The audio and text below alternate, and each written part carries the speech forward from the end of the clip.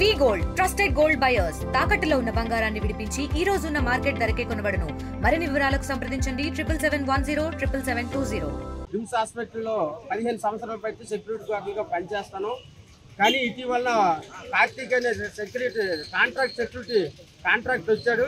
కానీ ఈ వచ్చి 6 మాసాలు ఇంక అవ్వలేదు. అవపది మాకు గవర్నమెంట్ వారే జీతాలు నిర్ణయించారు 13,960 రూపాయలు. కానీ మాకు కాంతాలు వేసింది చేతికి ఇచ్చింది 12,100 అంటే మనిషి మీద 2,000 అంటే ఒక నెలకి 2,40,000 సుమారు. అయితే ఈ విధంగా మాకు చాలా అన్యాయం జరుగుతుంది.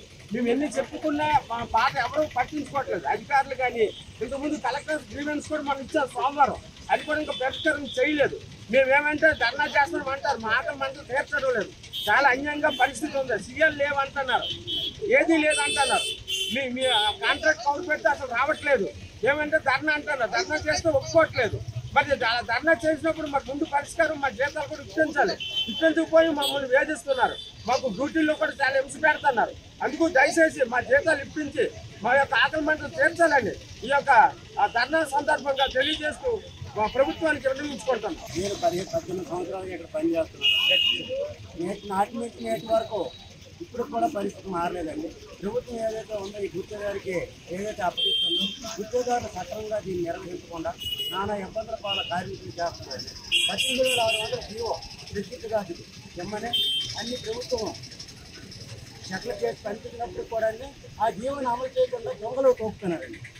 ఈ పరిస్థితి ఏమంటే ఇలా ఏర్పడుతుంది, దొంగలు తొక్కినటువంటి పరిస్థితి ఏర్పడుతుంది. ఈ పరిస్థితి ఎందుకు వస్తుందంటే ఇక్కడ అధికారులు కొమ్ము కాయడం వల్ల, హింసలో అధికారులు కొమ్ము కాయడం వల్లే ఈ పరిస్థితి నెలకొంటుందని నేను ఆవేదన వ్యక్తం చేస్తున్నాను.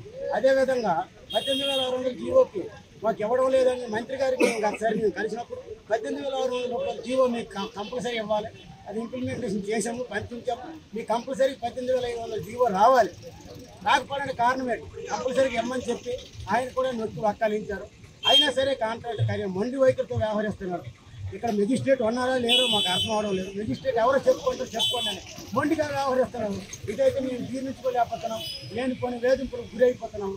మాకు తక్షణమే 18,600 జీవోని విడుదల చేసి వెంటనే వేతనాలు వెంటనే తక్షణమే చెల్లించి మా ఆకలి మాటలు తీర్చాలని మేము ప్రభుత్వానికి మనం చేసుకుంటాం. Local to global news at your fingertips. మీ చేతిలో ఒక ఆయుధం. Download Raw TV app. Media legend Ravi Prakash is back.